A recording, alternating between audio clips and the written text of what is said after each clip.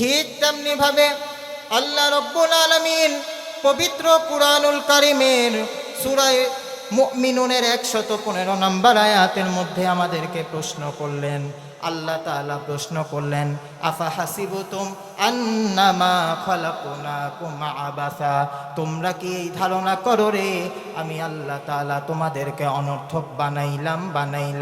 না রে বান্দা, না না, আমি আল্লাহ তাআলা তোমাদেরকে অনর্থক বানাই নাই। কেন বানাইলাম? আল্লাহ তাআলা পবিত্র কুরআনুল কারীমের 27 পারায় সূরা আয-যারিয়াতের 56 নম্বর আয়াতের মধ্যে বলেন, ওয়ামা খালাকুতুল জিন্না ওয়াল ইনসা ইল্লা লিয়াবুদুন। আল্লাহ তাআলা বলেন, আমি আল্লাহ তাআলা মানুষ এবং জিন জাতি উভয়কে বানাইলাম শুধুমাত্র আমি আল্লাহ তাআলার ইবাদত করার জন্য।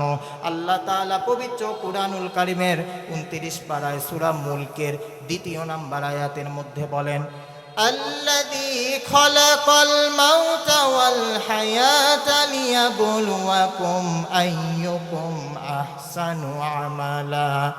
আল্লাহ তাআলা বলেন, আমি তো সেই মহান সত্তা যিনি তোমাদের মৃত্যু এবং জন্ম এবং এই মধ্যবর্তী সময়টা দিয়েছি তোমাদেরকে পরীক্ষা করার জন্য। তোমাদের মধ্যে কোন বান্দাটা যেন নেক আমল করে, উত্তম আমল করে। নেভার জাজ পিপল বাই দেয়ার পাস্ট, কখনো কারো অতীত দিয়ে কাউকে বিবেচনা করবেন না। বিকজ পিপল লার্ন, মানুষ অনেক কিছু শিখে। পিপল চেঞ্জ, মানুষ পরিবর্তন হয়। পিপল মুভ অন, মানুষ ফিরে আসে। আলহামদুলিমান কদ্দার খায়রান ওয়া খাবালা, আলহামদুলিমান কদ্দার খায়রান ওয়া খাবালা, والشكر لمن صور حسنا وجمالا، والشكر لمن صور حسنا وجمالا، فرد صمد عن صفة الخلق بريء، فرد صمد عن صفة الخلق بريء، رب أزلي خلق الخلق كمالا، رب أزلي خلق الخلق كمالا، لا ضد ولا ند ولا حد لمولاه، لا ضد ولا ند ولا حد لمولاه، الآن كما كان ولم يلق زوالا، الآن كما كان ولم يلق زوالا। আলহামদুলিল্লাহ। ঐতিহ্যবাহী নরসিংদী জেলার অন্তর্গত জামিয়া ইসলামিয়া ইমদাদুল উলুম পলাশ মাদ্রাসা কর্তৃক আয়োজিত 2 দিন ব্যাপী তাফসিরুল কোরআন মাহফিলের প্রথম দিনের প্রথম অধিবেশনের সম্মানিত সভাপতি সাহেব, আমার সামনে উপবিষ্ট আমার অতি কাছের, অতি নিকটের, অতি মোহাব্বতের, হৃদয়ের গহীনে যাদের স্থান, মনের মণিকোঠায় যাদের জায়গা, হীরকখণ্ড সমতুল্য চাঁদের সৌন্দর্যতাকে হার মানিয়ে দেয়, তারুণ্যের উচ্ছ্বাস ও যৌবনের উদ্দীপনা নিয়ে আগত, ইসলাম ও মুসলমানদের চরম দুর্দিনে সিপাহ সালার দায়িত্বভার পালনকারী খালিদ বিন ওয়ালিদ রাদিয়াল্লাহু তাআলা আনহু এর উত্তরসূরি গাজী সালাউদ্দিন আইয়ুবী জামালউদ্দিন আফগানি রহিমাহুমাল্লাহর উত্তরসূরি আমার প্রাণপ্রিয় নৌজওয়ান তরুণ যুবক ভাইয়েরা, আসুন সর্বপ্রথম মহান আল্লাহ রাব্বুল আলামিনের দরবারে কালিমাতু শুকর আদায় করছি যে আল্লাহ রাব্বুল আলামিন আমাদেরকে এই অশান্ত পৃথিবীর ঘোর আধার থেকে হাত ছানি দিয়ে দুনিয়াবি সকল কাজ থেকে ফারেক করে আল্লাহ রাব্বুল আলামিন দ্বীনি কিছু কথা শুনবার উদ্দেশ্যে হুজুর সাল্লাল্লাহু আলাইহি ওয়াসাল্লামের ভাষ্য অনুযায়ী জান্নাতের বাগানে আসার বসার তৌফিক দান করেছেন। এজন্য আমরা খুশি না বেজার, বেশি না কম? খুশি মনে উচ্ছ্বাসিত আওয়াজে মন প্রাণ উজাড় করে সেই আল্লাহ রব্বুল আলমিনের দরবারে কালিমাতু শুকর আদায় করে বলছি আলহামদুলিল্লাহ।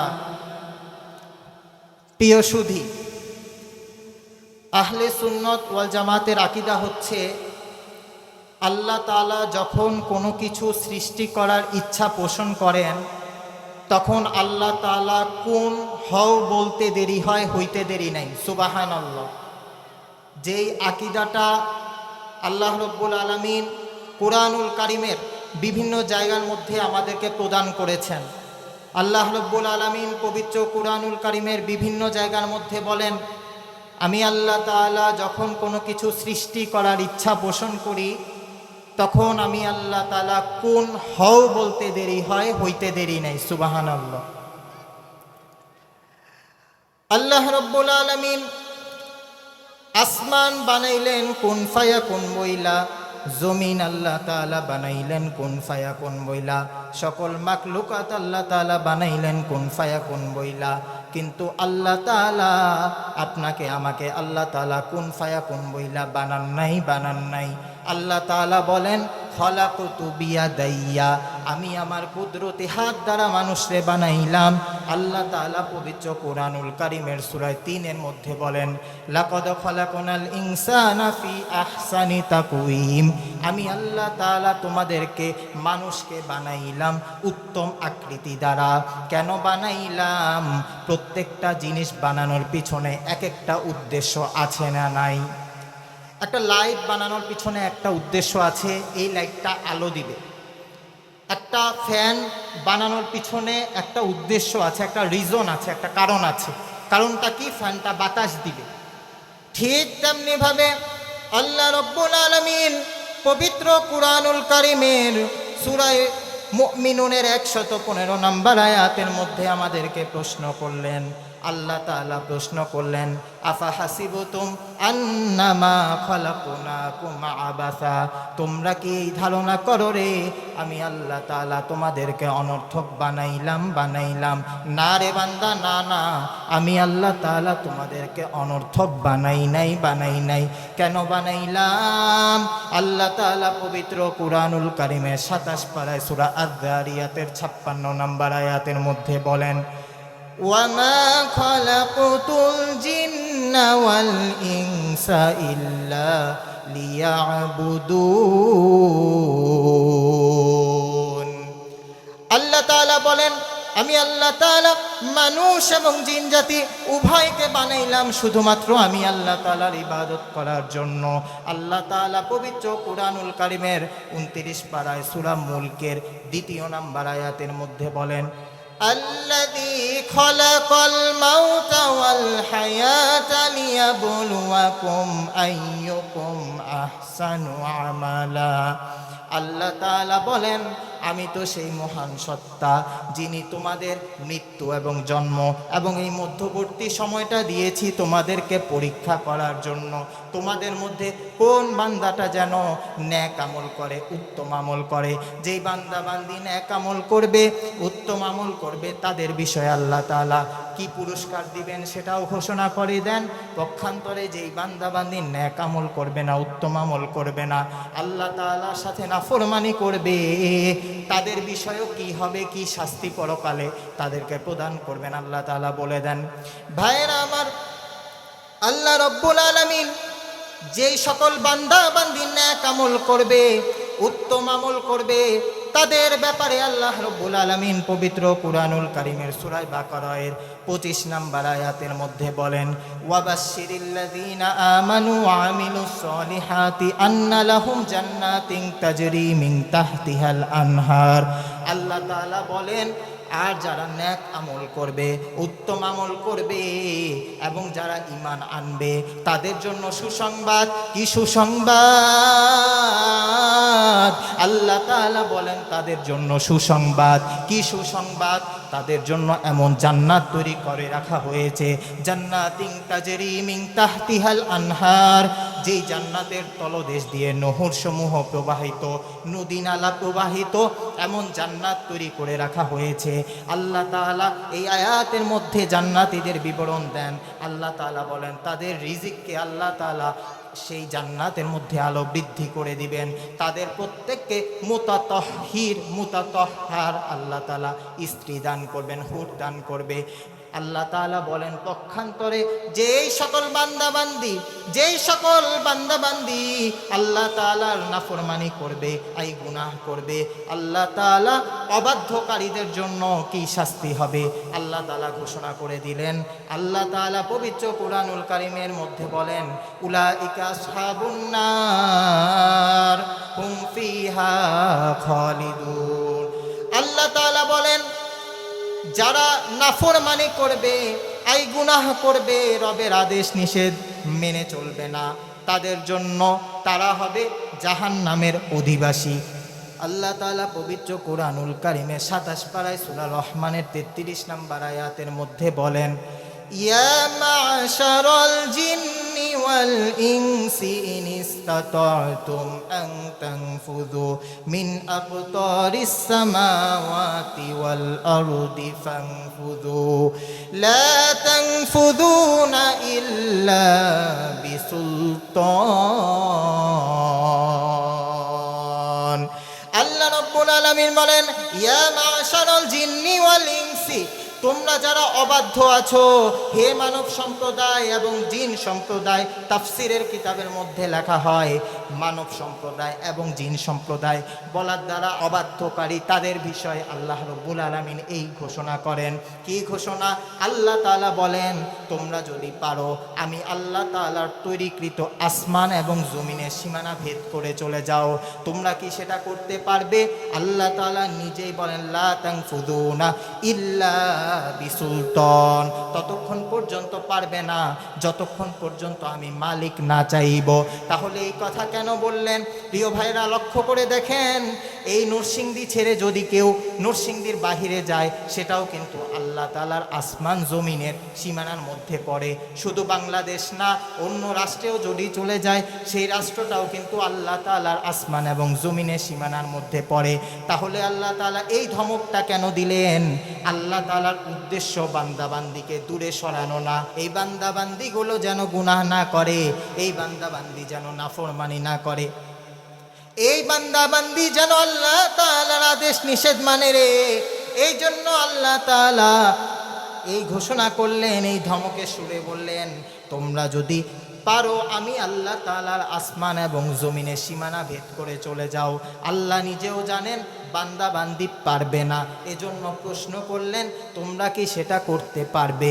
আল্লাহ তাআলা নিজেই জানায়া দেন লা তানফুযুনা ইল্লা বিসুলতান, ততক্ষণ পর্যন্ত পারবে না যতক্ষণ পর্যন্ত আমি মালিক না চাইব। দ্বিতীয় নাম্বার প্রশ্ন করলেন, আল্লাহ তাআলা বলেন যে তোমরা কি এই ধারণা করো যে আমি আল্লাহ তাআলার কাছে তোমাদের প্রত্যাবর্তন করতে হবে না, ফিরে আসতে হবে না? তোমরা কি এই ধারণা করো? না রে বান্দা, না না। আল্লাহ তাআলা কুরআনুল কারীমের বিভিন্ন জায়গার মধ্যে বলেন, আল্লাহ তাআলা বলেন কুল্লু নাফসিন যায়িকাতুল মাউত, প্রত্যেকটা প্রাণীকেই মৃত্যুর স্বাদ গ্রহণ করতে হবে। আল্লাহ রাব্বুল আলামিন পবিত্র কুরআনুল কারীমের ২৭ পারায় সূরা রহমানের মধ্যে বলেন কুল্লু মান আলাইহা ফান ওয়া ইয়াবকা ওয়াজহু রাব্বিকা যুল জালালি ওয়াল ইকরাম। আল্লাহ তাআলা বলেন সকল কিছু ধ্বংস হয়ে যাবে, সকল কিছু তুলার ন্যায় উঠতে থাকবে, একমাত্র অবশিষ্ট থাকবো আমি মালিক। তাহলে এখন মৃত্যুর কোনো গ্যারান্টি নাই, মৃত্যুর কোনো সিরিয়াল নাই। জীবন আছে মানে মৃত্যু গ্রহণ করতে হবে। জন্ম গ্রহণ করার সিরিয়াল আছে, কিন্তু মৃত্যু বরণ করার কোনো সিরিয়াল নাই। বাবার পরে সন্তান, সন্তানের পরে পরবর্তীতে নাতি, এমন কোনো সিরিয়াল নাই। আল্লাহ রাব্বুল আলামিন এজন্যই আমাদেরকে বললেন, বারবার আমাদেরকে সতর্ক করলেন, আল্লাহর রাসূল সতর্ক করলেন। আল্লাহর রাসূল উম্মতদেরকে জানায়া দেন, এ উম্মতেরা আমি নবীর তো কোনো গুনাহ নাই, আমার নবীর তো কোনো গুনাহ নাই, তারপরেও আমি নবী ডেলি এভরিডে 100 বার তওবা করি। কোন কোন বর্ণনায় আছে আল্লাহর রাসূল বলেন আমি প্রতিদিন ডেলি 70 বারের অধিক তওবা করি। আল্লাহর রাসূল বলেন ওয়াল্লাহি ইন্নী লা আস্তাগফিরুল্লাহ ওয়া আতুবু ইলাই কুল্লা ইয়াউমিন 70 মাররাতান আও কামা ক্বালা নবী আলাইহিস সালাতু ওয়াস সালাম। আল্লাহর রাসূল বলেন, উম্মতেরা রে, আমি রাসূলের কোনো গুনাহ নাই, এরপরেও আমি নবী ডেইলি এভরিডে 70 বারের অধিক তওবা করি। এই হাদিস দ্বারা নবীজি আমাদেরকে বুঝাইতে চাইলেন, উম্মতেরা, আমি নবীর তো কোনো গুনাহ নাই, এরপরেও আমি নবী প্রতিদিন 70 বারের অধিক তওবা করি। তাহলে আমরা কেউ বলতে পারবো আমাদের গুনাহ নাই? বলতে পারবো না। তাহলে আমাদের কি পরিমাণ তওবা করা উচিত? প্রিয় সুধী, আমাদের এই প্রোগ্রামগুলো হয় আলহামদুলিল্লাহ। এই প্রোগ্রামগুলো থেকে আমরা শুধু শোনার উদ্দেশ্যে শুনবো না, মানার উদ্দেশ্যে শুনতে পারবো তো ইনশাল্লাহ। প্রিয় সুধী, মৃত্যুর কোনো সিরিয়াল নাই। আমি যে এখানে আলোচনা করছি, আমি যে সুস্থভাবে ঢাকায় ফিরে যেতে পারবো, এর কোনো গ্যারান্টি আছে? নাই। এজন্য সব সময় মৃত্যুর প্রস্তুতি নিয়ে রাখতে হবে। অনেক যুবক ভাইয়েরা মনে করতে পারেন যে হুজুর, সারাটা জীবন বিভিন্ন অন্যায় অপরাধ ক্রাইমের সাথে আমরা লিপ্ত ছিলাম, এখন যদি আমরা ইসলামের সুশীতল ছায়াতলে আশ্রয় গ্রহণ করতে চাই, আল্লাহ রাব্বুল আলামিন কি আমাদেরকে ক্ষমা করবে কি না? আমরা যদি এখন ফিরে আসতে চাই, তাহলে কি আল্লাহ তাআলা আমাদেরকে ক্ষমা করবে কি না? অনেক যুবক ভাইয়েরা এই দ্বিধাদ্বন্দ্ব কাজ করে আর তারা ফিরে আসতে পারে না, মনে করে এত পাপ করেছি, আল্লাহ তাআলা কি আমাকে সত্যি ক্ষমা করবেন কি না? প্রিয় বন্ধুরা, আল্লাহ রাসূল সাল্লাল্লাহু আলাইহি ওয়াসাল্লামের কাছে কিছু কাফের মুশরিকরা এসেছে। কিছু কাফের মুশরিক এসে বলে, হে আল্লাহর রাসূল, আমরা তো সারা জীবনভর বিভিন্ন ধরনের পাপাচারের মধ্যে লিপ্ত ছিলাম, আমরা যদি এখন ইসলামের সুশীতল ছায়াতলে আশ্রয় গ্রহণ করি, আল্লাহ রাব্বুল আলামিন কি আমাদেরকে মাফ করবেন কিনা, ক্ষমা করবেন কিনা? এমনি আল্লাহর রাসূলের কাছে আয়াত নাজিল হলো। আল্লাহ তাআলা জানায়া দেন, কুল ইয়া ইবাদিয়াল্লাযীনা আসরাফু আলা আনফুসিহিম লা তাকুনাতু মির রাহমাতিল্লাহ ইন্নাল্লাহা ইয়াগফিরুদ যুনুবা জামিআ ইন্নাহু হুয়াল গফুরুর রহিম।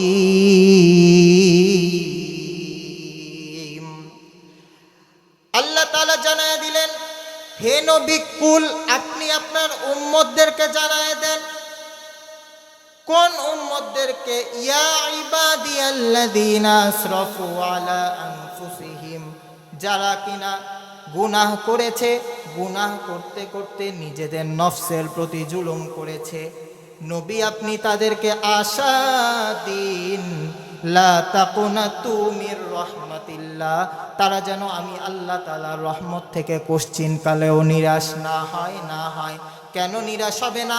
ইন্নাল্লাহা ইয়াগফিরু যুনুবা জামিআ, রব্বুল আলামিন বলেন, তাদের সমস্ত গুনাহকে আমি আল্লাহ তাআলা ক্ষমা করে দিব। বান্দা তওবা করতে দেরি হবে, আমি আল্লাহ তাআলা তওবা কবুল করতে দেরি হবে না।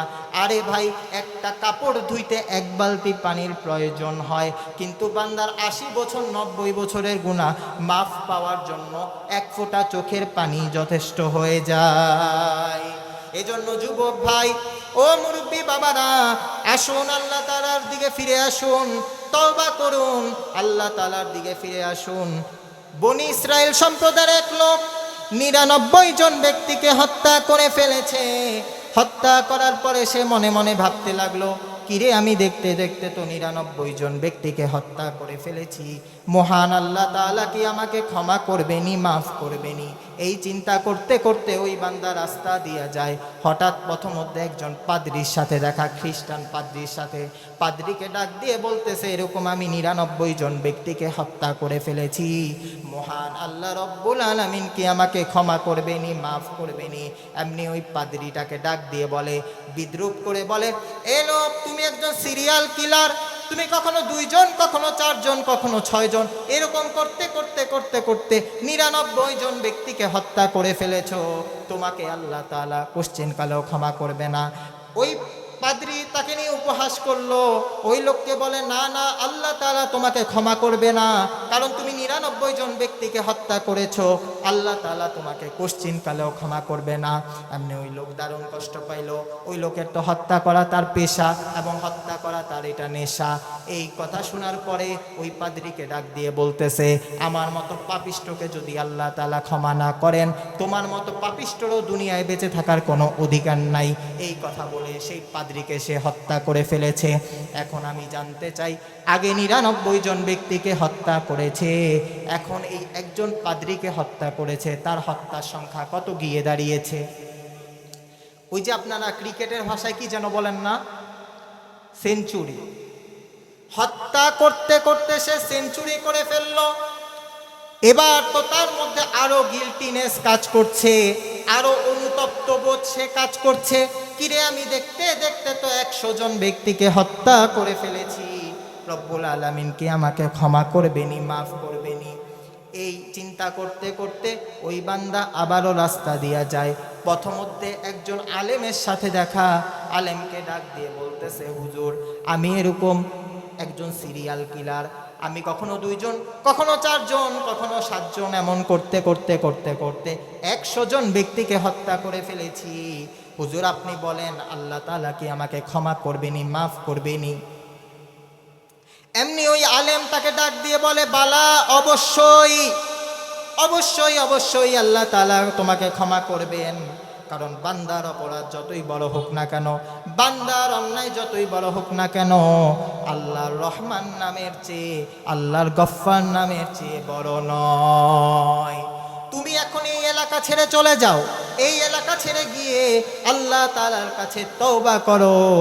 খাঁটি তওবা করতে দেরি হবে, তওবা কবুল করতে 1 মিনিটও দেরি হবে না। এমনি ওই লোক একটা আশার আলো পাইল, সে বাড়িতে চলে গেল, সব কিছু গুছানো তার শেষ, কমপ্লিট। সে এখন তার এলাকা অতিক্রম করার জন্য যখন ঘর থেকে বের হলো, প্রথমধ্যে তার মৃত্যু হয়ে গেল।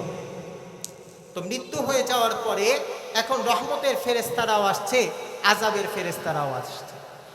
আযাবের ফেরেশতারা তাকে জাহান্নামের দিকে তার রূহটাকে নিয়ে যেতে চায়, আযাবের দিকে নিয়ে যেতে চায়, আর রহমতের ফেরেশতারা জান্নাতের দিকে তথা শান্তির দিকে তার রূহটাকে নিয়ে যেতে চায়। এমনি ফেরেশতাদের মাঝে একটা বিরোধ তৈরি হয়ে গেল। আল্লাহ তাআলা ডাক দিয়ে বললেন, এরে ফেরেশতারা, কিসের কারণে তোমরা এরকম বিরোধ করছো? আল্লাহ তাআলা রহমতের ফেরেশতাদেরকে ডাক দিয়ে বলেন, ও রহমতের ফেরেশতারা, তোমরা আগে জবাব দাও, তোমরা কেন এসেছো? রহমতের ফেরেশতারা বলে, আল্লাহ তাআলা, আপনার এই বান্দা 100 জন ব্যক্তিকে হত্যা করেছে, এটা সত্য, কিন্তু সে তার ভুল বুঝতে পেরেছে, নিজের কৃতকর্মের জন্য লজ্জিত হয়েছে, নিজের কৃতকর্মের জন্য অনুতপ্ত হয়েছে। আল্লাহ, তওবা করার সুযোগ পায় নাই, কিন্তু তওবা করার নিয়ত করেছে, এজন্য আমরা তাকে রহমতের দিকে নিয়ে যেতে চাই। সুবহানাল্লাহ। এমনি আল্লাহ তাআলা আযাবের ফেরেশতাদেরকে ডাক দিয়ে বলে, রে আযাবের ফেরেশতারা, তোমরা কেন এসেছো? তোমরা জবাব দাও। এমনি আযাবের ফেরেশতারা বলে, প্রভু গো, আমরা এসেছি, আমরা আসার কারণ হচ্ছে, আমরা আসার রিজন হচ্ছে, তোমার এই বান্দা 100 জন ব্যক্তিকে হত্যা করে ফেলেছে, এত বড় একজন পাপী সে। আল্লাহ, তুমি যদি তাকে ক্ষমা করো, আল্লাহ তুমি তো সবাইকেই ক্ষমা করা লাগবে। হে আযাবের ফেরেশতারা, তোমরা চুপ থাকো, আমি আল্লাহ তাআলা যা বুঝি তোমরা তা বুঝো না, আমি আল্লাহ তাআলা যা জানি তোমরা তা জানো না, আমি আল্লাহ তাআলার থেকে ফয়সালা নিয়ে যাও। তোমরা 2 দলের 2 পক্ষের ফেরেশতারা, আযাবের ফেরেশতারা এবং রহমতের ফেরেশতারা, তোমরা এই লোকটা যেখানে মারা গিয়েছে সেখান থেকে সে যেই এলাকায় তওবা করার উদ্দেশ্যে সে পথযাত্রা শুরু করেছে, সেই জায়গাটার তোমরা দূরত্ব পরিমাপ করো এবং তার বাড়ির রাস্তার দূরত্ব পরিমাপ করো। যদি তোমরা দেখো এই বান্দা যেখানে মৃত্যুবরণ করেছে সেখান থেকে তার যেখানে তওবা করতে যাবে সেই রাস্তাটা অনেক দূরে, বাড়ির রাস্তা কাছে, তাহলে তোমরা তাকে আযাবের দিকে নিয়ে যাও, কোনো আপত্তি নাই। আর যদি দেখো সে তওবা করার রাস্তায় সে অগ্রসর বেশি হয়ে গিয়েছে, তাহলে আমি আল্লাহ তাআলা থেকে ফয়সালা নিয়ে নাও, রহমতের ফেরেশতারা তোমরা থেকে নাজাতের দিয়ে নিয়ে যাবে। এমনি যখন ফেরেশতারা পরিমাপ স্টার্ট করলো, পরিমাপ করা শুরু করলো, আরম্ভ করলো, এমনি আল্লাহ তাআলা জমিনকে নির্দেশ দিলেন, আরে জমিন, আমি আল্লাহ তাআলা তোমাকে সৃষ্টি করেছি, আমি কোনো বান্দা বান্দিকে জাহান্নামে দিতে চাই না। আমি আল্লাহ তাআলার নাম রহমান, আমি আল্লাহ তাআলা চাই না আমার কোনো বান্দা বান্দি জাহান্নামে যাক। খুব খেয়াল করে শুনেন ভাইয়েরা, আল্লাহ তাআলা জমিনকে বলেন, এ জমিন, তুমি তোমার রাস্তা বদলায় দাও। ওই লোক যেখানে মারা গেল, ওই লোক যেখানে মৃত্যুবরণ করলো, ওই রাস্তা থেকে সে যেখানে তওবা করার সে যাত্রা শুরু করলো, সেই রাস্তাটা সংকীর্ণ হয়ে যাও। তখন জমিন আল্লাহর নির্দেশে সংকীর্ণ হয়ে গেল। আল্লাহ তাআলা এবার রহমতের ফেরেশতাদেরকে ডাক দিয়ে বলেন, ও রহমতের ফেরেশতারা, তোমরা বিজয়ী, তোমরা বিজয়ী, তোমরা এবার, আমি আমার এই বান্দাটাকে আমি এবার নাজাত দিব, জান্নাত দিব। তোমরা তাকে, আমার এই বান্দাটাকে তোমরা রহমতের দিকে নিয়ে যাও, নাজাতের দিকে নিয়ে যাও। এজন্য আসুন প্রিয় সুধী, আল্লাহ তাআলার দিকে আমরা ফিরে আসি, আল্লাহ তাআলার দিকে আমরা ফিরে আসি, খাঁটি তওবা করি। আল্লাহ তাআলা পবিত্র কুরআনুল কারীমের মধ্যে ইরশাদ করেন, ইয়া আইয়ুহাল্লাযীনা আমানু তুবু ইলাল্লাহি তাওবাতান নাসুহা। আল্লাহ তাআলা বলেন, হে ঈমানদারগণ, যারা তোমরা ঈমান এনেছো, তুবু ইলাল্লাহ, তোমরা আল্লাহ তাআলার কাছে তওবা করো, তাওবাতান নাসুহা, খাঁটি তওবা। কিন্তু আমরা যখন তওবা করি, আমরা অনেক সময় চিন্তা করি, আমি যদি এখন চেঞ্জ হয়ে যাই তাহলে সমাজের মানুষ আমাকে কি বলবে। আমি বলবো, যারা আপনাদের সমাজে যারা চেঞ্জ হতে চাচ্ছে, যেই সকল যুবকরা, যেই সকল মুরব্বীরা চেঞ্জ হতে চাচ্ছে, আপনারা তাদেরকে সুযোগ করে দিবেন। একটা কথা মাথায় রাখবেন, নেভার জাজ পিপল বাই দেয়ার পাস্ট। কখনো কারো অতীত দিয়ে কাউকে বিবেচনা করবেন না। বিকজ পিপল লার্ন, মানুষ অনেক কিছু শিখে, পিপল চেঞ্জ, মানুষ পরিবর্তন হয়, পিপল মুভ অন, মানুষ ফিরে আসে। আজকে থেকে প্রতিজ্ঞা করেন, প্রতিদিন রাত্রে ঘুমানোর আগে 100 বার তওবা করতে করতে কারা রাজি আছেন? হাত তোলেন। রাজি আছেন তো? ইনশাল্লাহ, ইনশাল্লাহ। আজকে অনেক উলামায়ে কেরাম আপনাদের এই মাহফিলে আসবেন, ওনারা তাশরিফ আনবেন, আপনাদেরকে কোরআন এবং সুন্নাহর পথ দেখাবেন। কিন্তু কোরআন এবং সুন্নাহর পথ ওনারা পথ নির্দেশ দিবেন, দেখাবেন, কিন্তু সেই পথ অনুযায়ী চলার দায়িত্বটা কিন্তু আপনার। এজন্য আমরা অভিভাবক হয়ে যাই আমাদের নিজেদের জায়গা থেকে। আপনি যদি একজন পিতা হন, তাহলে আপনি আপনার পরিবারের অভিভাবক হয়ে যান। আপনার সন্তান যেন কোনো ধরনের ইসলামিক কাজ না করতে পারে, সেদিকে আপনি খেয়াল রাখবেন। আপনি যদি একজন বড় ভাই হয়ে থাকেন, আপনি আপনার ছোট ভাই বোনরা যেন কোরআন এবং সুন্নাহর পথ থেকে দূরে সরে না যায়, সেদিকে আপনি খেয়াল করবেন। এভাবে যদি আমরা সমাজের মধ্যে প্রতিটা মানুষ দায়িত্বশীল হয়ে যাই, প্রত্যেকটা মানুষ যদি আমরা দায়িত্বশীল হয়ে যাই, আমার পরিবারের যে সদস্যরা আছে, আমার অফিসের যে কলিগরা আছে অথবা এমপ্লয়িরা আছে, তাদেরকে যদি আমরা পথ নির্দেশ দিই যে হারামের মধ্যে যাওয়া যাবে না, হারামে আরাম নাই, এই বিষয়গুলো যদি তাদেরকে আমরা রিয়েলাইজ করাই দিতে পারি, তাহলে ইনশাল্লাহ আগামীর বাংলাদেশ ইসলামের বাংলাদেশ হবে। ঠিক কিনা? আপনারা হয়তো মনে করতে পারেন যে আরে এখন বয়স পড়ে আছে, শেষ বয়সে গিয়ে আমরা মাহফিলে যাব, শেষ বয়সে গিয়ে তওবা করব। প্রিয় বন্ধুরা, আফসোস আপনাদের জন্য, প্রতিটা দিন মৃত্যুর খবর, পেপার পত্রিকা খুললেই যুবকের মৃত্যুর খবর, মৃত্যুর খবর, মৃত্যুর খবর। এজন্য ফিরে আসুন। আল্লাহ তাআলা তো বলেছেন, কুল্লু নাফসিন যায়িকাতুল মাউত, প্রত্যেকটা প্রাণীকেই মৃত্যুর স্বাদ গ্রহণ করতে হবে, প্রত্যেকটা প্রাণীকে মৃত্যুর স্বাদ গ্রহণ করতে হবে। জন্ম যার আছে, মৃত্যুও তার আছে। এজন্য প্রিয় সুধী, আসুন আল্লাহ তাআলার দিকে ফিরে আসি, আল্লাহ তাআলার দিকে ফিরে আসি। উলামায়ে কেরামের সাথে তাআল্লুক আমরা সকলেই রাখতে পারবো তো ইনশাল্লাহ? আপনাদের অত্র এলাকায় একটা বড় দ্বীনি প্রতিষ্ঠান, আলহামদুলিল্লাহ, শত শত ছাত্র এখান থেকে ফারেক হয়ে পুরো বাংলাদেশে কোরআন এবং সুন্নাহর কাজ করে যাচ্ছে, দ্বীনের দাওয়াত দিয়ে যাচ্ছে। এটা আপনাদের জন্য একটা ফজিলতের বিষয়। তো একটা কথা আছে যে মক্কার লোক হজ পায় না, এমন বিষয়টা যেন না হয়। আপনাদের এই প্রতিষ্ঠানে আমি যতটুকু জানি, বাংলাদেশের বিভিন্ন প্রান্ত থেকে সন্তানরা এসে এখানে আলেম হয়ে যাচ্ছে, তারা কিন্তু আপনাদের মেহমান। তা আপনারা যারা এলাকার স্থানীয় আছেন, এই মাদ্রাসায় সর্বাধিক সহযোগিতা, সর্বাধিক দোয়া আপনারা করতে পারবেন তো ইনশাল্লাহ? একটা কথা প্রিয় ভাইয়েরা মনে রাখবেন, মন্তব্য কখনো কারো গন্তব্য ঠেকাতে পারে না, ঠিক কি না? সমালোচনা করতে যোগ্যতা লাগে না, সমালোচিত হতে যোগ্যতা লাগে, ঠিক না? এই যে আজকে মাহফিল হচ্ছে, দেখবেন একদল মানুষও ওলামায়ে কেরামকে নিয়ে সমালোচনা করে। ওই রশিদ আহমদ গাঙ্গুহি রহমতুল্লাহ আলাইহি একটা কথা বলছেন যে যারা ওলামায়ে কেরামের বিরোধিতা করে, যাদের ওলামায়ে কেরামকে দেখলে সহ্য হয় না, এই সকল বদনসিবরা যখন মারা যাবে তাদের কবরটাকে খনন করে দেখো, দেখবা এই জাহেলের সিনা কিবলা থেকে আল্লাহ তাআলা আল্লাহর গজব দিয়ে সরাই দিয়েছেন, নাউযুবিল্লাহ। এই জন্য ওলামায়ে কেরামের সাথে সর্বোচ্চ সম্পর্ক রাখার চেষ্টা করবেন। আল্লাহ তাআলা কুরআনুল কারীমের মধ্যে বলেন, ইন্নামা ইয়াখশাল্লাহা মিন ইবাদিহিল উলামা। ওলামায়ে কেরামের আল্লাহর প্রতি ভয় অন্যান্য বান্দা বান্দির চেয়ে বেশি। ওলামায়ে কেরামের আল্লাহর প্রতি ভয় অন্যান্য বান্দা বান্দির চেয়ে বেশি থাকবে। শুধু হুজুরদের দোষ ধরা, হুজুররা কি করলো, হুজুররা ওইটা করলো কেন, এই জিনিসগুলো করবেন না। একটা কথা মাথায় রাখবেন, আপনি আজকে মারা গেলে এই হুজুরই কিন্তু আপনার জানাজা পড়াবে, এই হুজুরই কিন্তু আপনাকে কবরে রাখবে।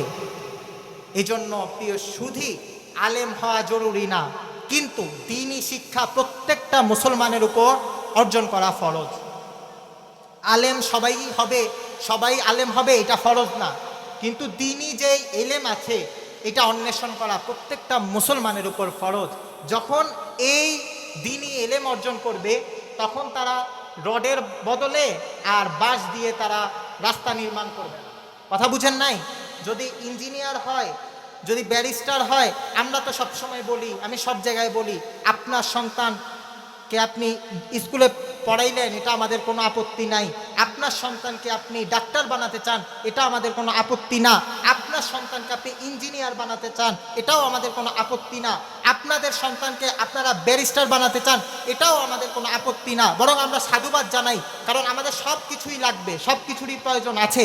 কিন্তু আমরা চাই আপনার সন্তানটা যেন দ্বীনি শিক্ষায় শিক্ষিত হয়। দ্বীনি শিক্ষা যেই হারাম হালালের বিষয়গুলো আছে, যখন এই সন্তানগুলো এরকম এই দ্বীনের বিষয়গুলো জানবে, তখন সে একজন আদর্শ ইঞ্জিনিয়ার হতে পারবে, একজন আদর্শ ডাক্তার হতে পারবে, একজন আদর্শ ব্যারিস্টার হতে পারবে।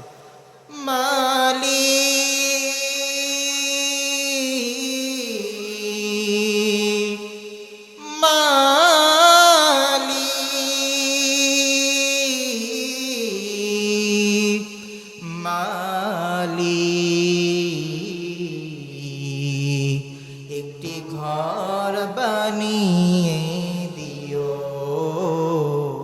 একটি ঘর বানিয়ে দিও, মালিক তুমি জান্নাতে, তোমার পাশে আমার একটি ঘর বানিয়ে দিও, একটি ঘর বানিয়ে দিও।